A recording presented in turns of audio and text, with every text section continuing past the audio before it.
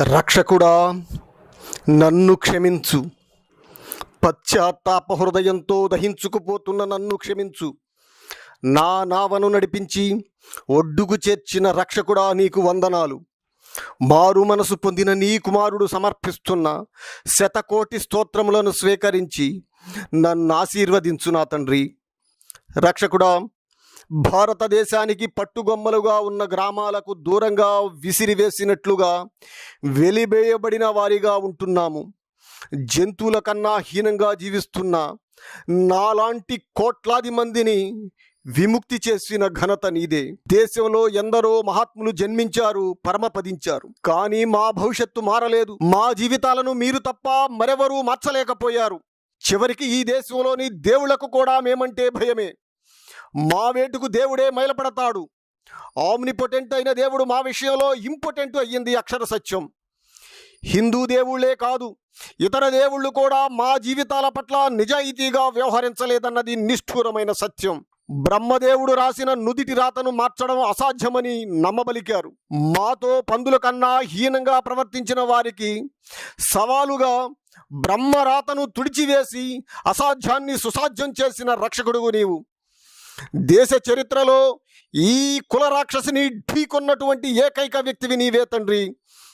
ఇది దైవ సృష్టి అని పెంచి పోషించిన ఈ రాక్షసి మెడలు వంచి నడ్డి విరిచి నిర్వీర్యం చేసిన సూపర్ హీరోవు నీవే. నీ కుమారులను, సాటి మనుషులను సూటిపోటి మాటల నిందల నుండి అసభ్యంగా, అమర్యాదగా, అనాగరికంగా వ్యవహరించకుండా చట్టబద్ధత కల్పించిన రాజ్యాంగ రక్షకుడివి నీవు. అందరు దేవుళ్ళు మరణించిన తరువాత సుఖదుఖాలకు అతీతమైన పరలోక పరమానందాన్ని, బ్రహ్మానందాన్ని వాగ్దానం చేస్తే ఈ జన్మలోనే ఈ భూమి మీదనే మెరుగైన జీవితాన్ని అందించావు. వాస్తవ రూపాన్నిచ్చావు. దీనబంధువుడు అయినావు. దిక్కుమొక్కు లేని వారిని దరి చేర్చి ఆత్మగౌరవాన్ని కల్పించిన రక్షకుడు నీవు. దేశీయ దేవుళ్ళు, విదేశీ దేవుళ్ళు అందరూ విఫలమైన చోట నీవు సమాన అవకాశాల విజయకేతనాన్ని ఎగరవేశావు. విజ్ఞాన జ్యోతిని వెలిగించావు. అన్ని వేళల్లో మా వెన్ను తట్టి నిలిచావు. మా చీకటి జీవితాలలో నిరంతరంగా వెలుగు నింపుతూనే ఉన్నావు. రోజు ఉదయించే సూర్యుడు అస్తమిస్తాడు, కానీ నీ దివ్య వెలుగుకు అస్తమయం లేనే లేదు నా తండ్రి. మా వేలు పట్టుకొని అక్షరాలు నేర్పించిన నా తండ్రి, చదువులకు, ఆ పై చదువులకు మమ్ములను పంపించావు. ఉద్యోగాలను కల్పించి ప్రమోషన్లను ఏర్పాటు చేశావు. మా భవిష్యత్తు, భావితరాల జీవితాలకు పథకాలు రచించి భద్రత కల్పించిన రక్షకుడు నీవు. చదువేలేని మా కొరకు కళాశాలలు తెరిపించావు. వసతి గృహాలు నెలకొల్పిన విద్యా ప్రదాతవు నీవు. 1947లో ఒక మహాత్ముడు, అతని అనుయాయులు కలిసి కోట్లాది మందికి అన్యాయం చేస్తున్నారని తెలిసి ఆఘమేఘాలపై గ్రేట్ బ్రిటన్కు పరుగులు తీశావు. ఆపదలో చిక్కుకున్న బిడ్డలను రక్షించేందుకు ఒక తల్లి ఎలా ఆరాటపడుతుందో, ఎంతటి సాహసాన్ని చూపిస్తుందో, అదే మాదిరి అల్పులమైన మాకు మీ చల్లని దీవెనతో ఇప్పుడు కాకపోతే మరెప్పటికీ అందనటువంటి మా రక్షణకై పరుగులు తీశావు. రాజ్యాంగ రక్షణలు కల్పించుటకు, మా భద్రతకై లండనకు ఒంటరిగా ప్రయాణమైనావు. ఒక తల్లి సాహసం తన సంతానం కొరకు మాత్రమే తపన ఉంటుంది. తల్లి హృదయం కన్నా నీ హృదయం ఎంతో విశాలమైనది, శిఖరమంత గొప్పది, కొలతలతో కొలవలేనిది. అందుకే నీవు మా రక్షకుడివి నా తండ్రి. సమస్త భారత భాగ్య విధాతవు నీవు.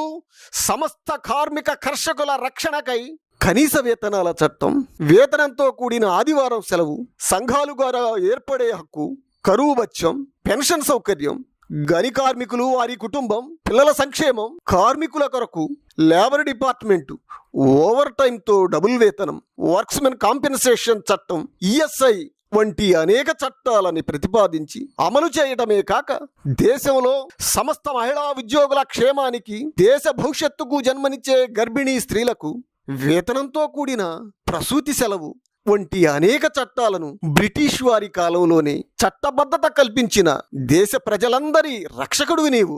వందల కొద్దీ కొత్త కొత్త గుడులు, మసీదులు, చర్చీలు దేశవ్యాప్తంగా నిర్మించుకుంటూ 24 గంటలు స్వేచ్ఛగా తమ మత ప్రచారం చేసుకుంటున్న మత విధానం, రిలీజియస్ ఫ్రీడమ్, మత స్వేచ్ఛను కల్పించి వారి మతాన్ని, వారి దేవుళ్లను ఆదుకొని రాజ్యాంగ రక్షణ కల్పించిన దైవ రక్షకుడు నీవు.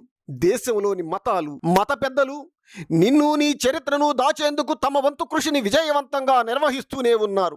రాజకీయ నాయకుల కొరకు తమ తమ ప్రార్థనా స్థలాల్లో పూజలు చేసే వీరు నీ జ్ఞాపికగా ఒక్కటంటే ఒక్క కొవ్వొత్తిని కూడా వెలిగించలేదంటే మా మెదళ్ళు ఎంతటి అధమస్థాయిలో ఉన్నాయో నీవు గమనించగలవు. థ్యాంక్స్ గివింగ్ మా రక్తంలో లేదు. రక్షకుడా క్షమించు. రక్షకుడా, నేను పశ్చాత్తాపంతో కుమిలిపోతున్నాను. నేనెంతటి తప్పు చేశానో నాకు ఇప్పుడే తెలిసి వచ్చింది. నీ కష్టం వల్ల, నీ త్యాగం వల్ల, అలుపెరగని నీ పోరాటం వల్ల, నీ అపారమైన జ్ఞానం వల్ల ఈ పాపకోపం నుండి విముక్తి చేశావు. కొత్త జీవితాన్ని ప్రసాదించావు. You are the bread of my life అన్న వాస్తవం తెలిసి వచ్చింది. మానవ చరిత్రలో రక్తం చిందించిన వారు, జైలుకెళ్ళిన వారు, ప్రాణాలర్పించిన వారు, కిలోమీటర్ల దూరం వరకు సిలువ వేయబడ్డ వారెందరో ఉన్నారు. రక్షకుడా, నీవు నీ జీవితాన్ని, నీ జ్ఞానాన్ని, కాలాన్ని, సంపదనేగాక నీ ముక్కుపచ్చలారని నీ నలుగురు సంతానాన్ని, నీ జీవిత భాగస్వామిని మా భవిష్యత్తు కొరకు, భావితరాల మెరుగైన జీవనం కొరకు బలిచ్చావంటే నా హృదయం తరుక్కుపోతోంది. నేనెంతటి అల్పుడునో నాకు తెలిసి వచ్చింది. అమెరికా, బ్రిటన్, జర్మనీ వంటి దేశాల్లోని నగరాల్లో, అత్యుత్తమమైన విశ్వవిద్యాలయాల్లో అపారమైన జ్ఞానాన్ని ఆర్జించిన నీకు ఈ దేశంలో అవమానాలు జరిగినప్పుడు, నీ బిడ్డలు ఆకలితో, అనారోగ్యంతో, వైద్యం అందక కొట్టుమిట్టాడి ఆసువులు బాసినప్పుడు, నీ అర్ధాంగి రమాబాయి మాల్న్యూట్రిషన్తో, టీబీ వ్యాధితో మరణించినప్పుడు, నా తండ్రి నీవు ఎవరి సహాయాన్ని కోరలేదు. నేను గాని, నా వారెవరు గాని నీ చేదోడుగా సహాయపడలేదన్నది ఒక భయంకర సత్యం. నన్ను క్షమించు రక్షకుడా, నన్ను క్షమించు రక్షకుడా. నీవు ఒకే ఒక కోరిక కోరినావు. నీవు ఎంతో కష్టపడి నడుపుకుంటూ తీసుకువచ్చిన ప్రగతిశీల వాహనాన్ని చేతనైతే ముందుకు తీసుకెళ్లమని కోరావు. నా శక్తి తెలిసిన నీవు చేతగాకుంటే ఉన్న చోటనే ఉంచమన్నావు. ఈ ఒక్క కోరికను నేను తీర్చలేకపోగా ఆ వాహనాన్ని వెనక్కు నడిపించిన మూర్ఖుణ్ణి, పరమచండాలుణ్ణి నిజం తెలిసిన నేను ప్రస్తుతం విలపిస్తున్నాను. దుఃఖంతో కుమిలిపోతున్నాను. రక్షకుడా, ఇదొక్కటే కాదు, ఎన్నో అపరాధాలు చేశాను. కింద పడిన నాణ్యాన్ని కళ్ళకద్దుకుంటాను. పొరపాటున పుస్తకాన్ని ఇతరులకు కాలుకు తగిలినప్పుడు లెంపలేసుకునే నేను నీ చిత్తరువు మీద బూటు కాళ్లతో పైశాచిక నృత్యం చేశాను. నీ ఫలాలను అనుభవించి ప్రస్తుతం రిటైర్మెంట్ స్టేజిలో ఉన్నాను. నా 5 అంకెల జీతంలో ముడుపులు, కానుకలు పుష్కలంగా సమర్పించాను. ఒక్క పైసా కూడా నీ కొరకు ఖర్చు చేయలేదు. నా ఇంట్లో నీ ఫోటో లేకుండా జాగ్రత్త పడ్డాను. సీట్ అలాట్మెంట్లో, ఉద్యోగంలో, ప్రమోషన్లో, రాజకీయాల్లో నా అబ్బ సొత్తైనట్లు తేరగా రిజర్వేషన్ల ఫలాలు అనుభవిస్తున్న నా పిల్లలకు నీ ఊసే తెలియదు. నేనొక పలాయన వాదిని, ఎడ్యుకేటెడ్ పారాసైట్ని, నేనొక ద్రోహిని. రక్షకుడా, ఒక మిత్రుడు నీ గురించి, నీ త్యాగాల గురించి, ఎనలేని నీ సేవల గురించి సభల్లో, సమావేశాల్లో, సంభాషణల్లో చెబుతూ ఉంటే చెవికెక్కించుకునేవాణ్ణి కాదు. ఆ సందేశం నా తలకెక్కలే. జీవితపు సాయంకాలపు గడియల్లో ఆ సందేశం నా గుండెల్ని కదిలించింది. నిజాలు నా చుట్టుముట్టి దోషిగా నిలబెట్టాయి. కనీసం నా ఆఖరి జీవితపు అంకంలోనైనా సత్యాన్ని తెలుసుకున్నాను. ఈ నిజాలు తెలుసుకోకుండానే ఎందరో ఆఖరు శ్వాస విడిచారు. నేను అదృష్టవంతుణ్ణి. కఠోర నిజాలు నా కళ్ళు తెరిపించాయి.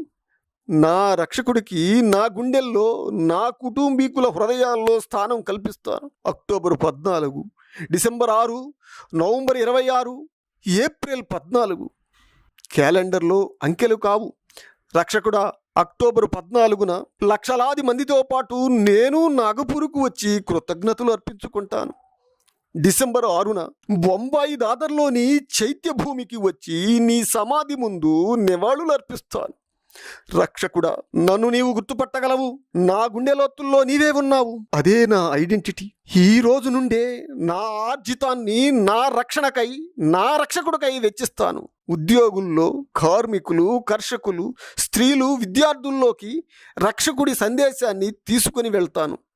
నాలాగా దారి తప్పిన గొర్రెలను రక్షకుడు చూపిన మార్గం వైపు మళ్ళిస్తాను.